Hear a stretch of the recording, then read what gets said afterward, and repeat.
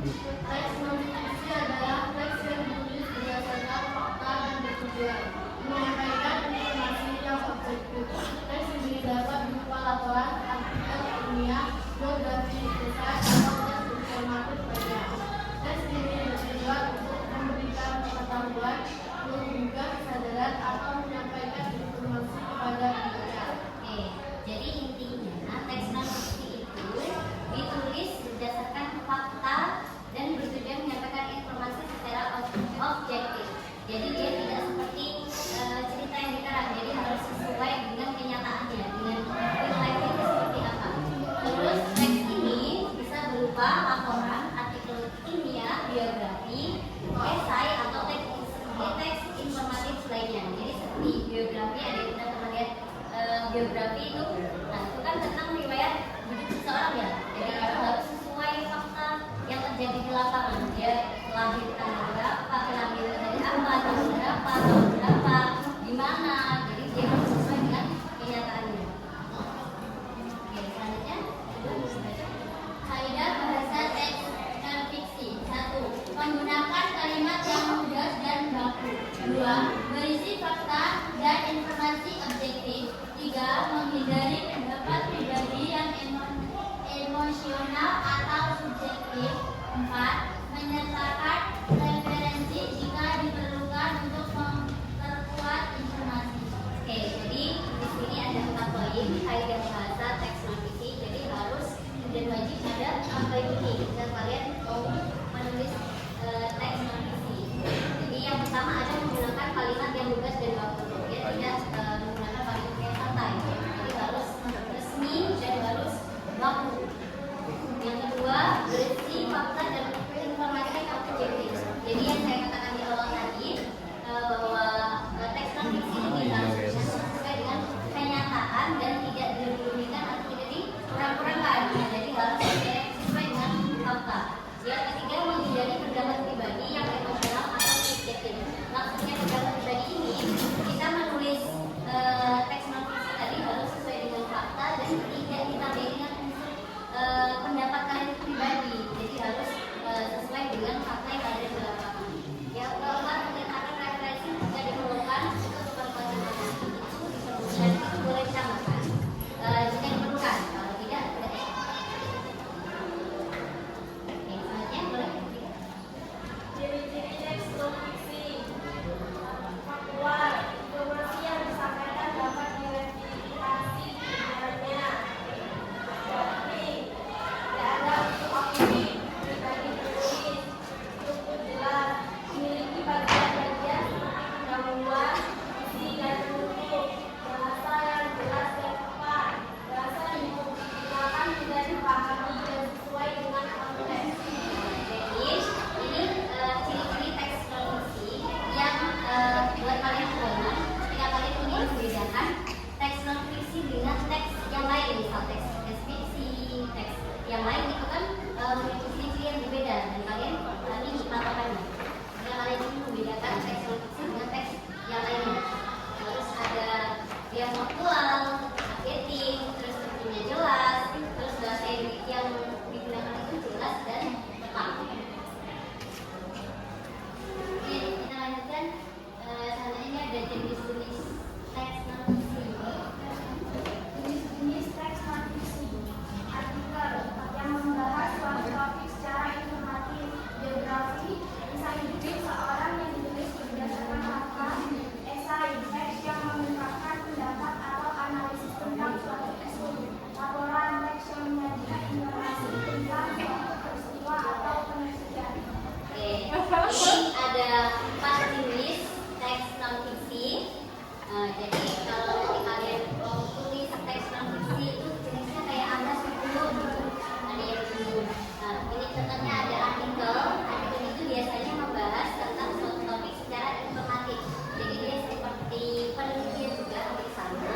Terus selanjutnya ada biografi, itu berisi tentang kisah hidup seseorang yang ditulis berdasarkan fakta. Ingat, berdasarkan fakta, jangan kita bantah atau jangan dikurang-kurangi. Selanjutnya ada esai, itu bisa berupa teks yang mengungkapkan pendapat atau analisis tentang suatu isu. Selanjutnya ada laporan, teks yang menyajikan informasi.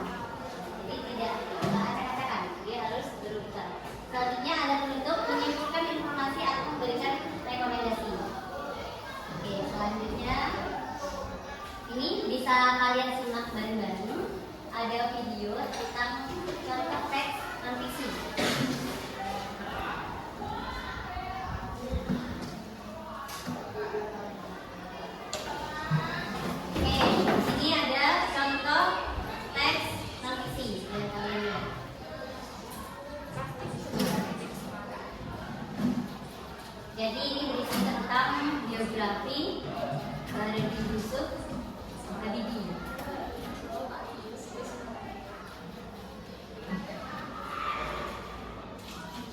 Jadi mulai dari pendidikannya, dia lahir di mana, sampai dia wafat di mana pun ada di biografi. Karena itu berisi tentang riwayat hidup seseorang.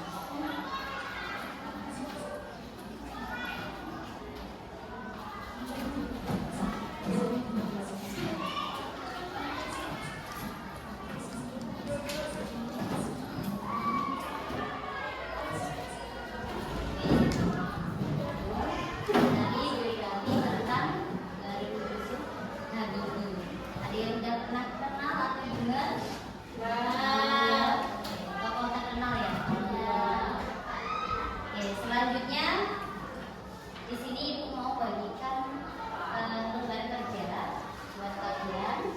Nanti kita bagi kelompok ya. Ada 4 kelompok. Jadi 1, 2, 3, 4.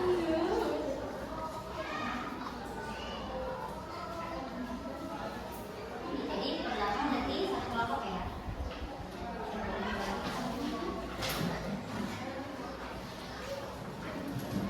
Nah, itu boleh dibaca lagi. Ada bahasa Jawa untuk kalian boleh dikerjakan sekarang. Nanti per 1 kelompoknya maju ke depan. Saya tanya hasil dari apa yang sudah kalian kerjakan. Oke, bisa dikerjakan.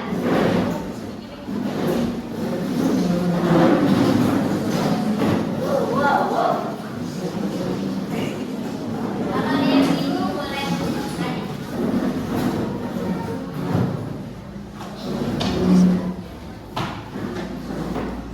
Ibu kasih waktu 10 menit dari sekarang.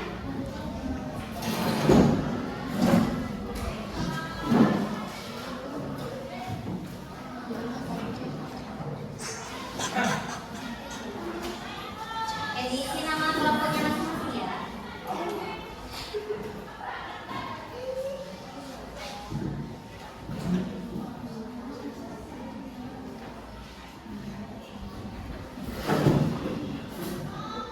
Dikerjakan bareng-bareng semua. Ini panggil kelompok 1 atau 2 atau 3 atau 4 harus siap aja. Oke, ada yang sudah selesai? Boleh maju dari kelompok yang kedua, boleh? 1 orang aja. Bebas, siapa aja.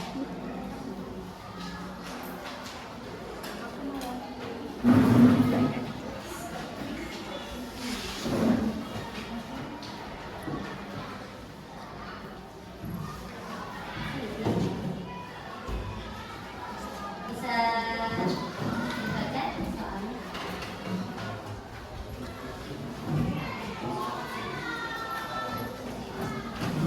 Mengidentifikasi struktur teks non-fiksi. 1. Baca teks non-fiksi berikut yang membahas topik tentang biografi B.J. Habibie. 2. Identifikasilah struktur teks non-fiksi tersebut yang meliputi A. Pendahuluan, B.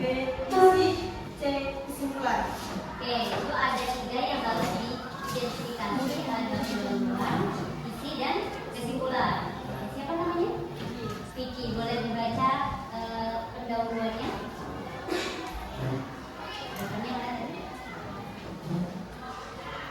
Pendahuluan. Bahrudin Yusuf Habibie lahir di Parepare, Sulawesi Selatan pada 25 Juni 1936. Ia dikenal sebagai Bapak Teknologi Indonesia dan pernah menjabat sebagai Presiden ketiga Republik Indonesia. Habibie adalah tokoh bangsa yang sangat berjasa dalam mengembangkan teknologi dan masa transisi demokrasi di Indonesia. Oke, kasih tepuk tangan untuk Vicky.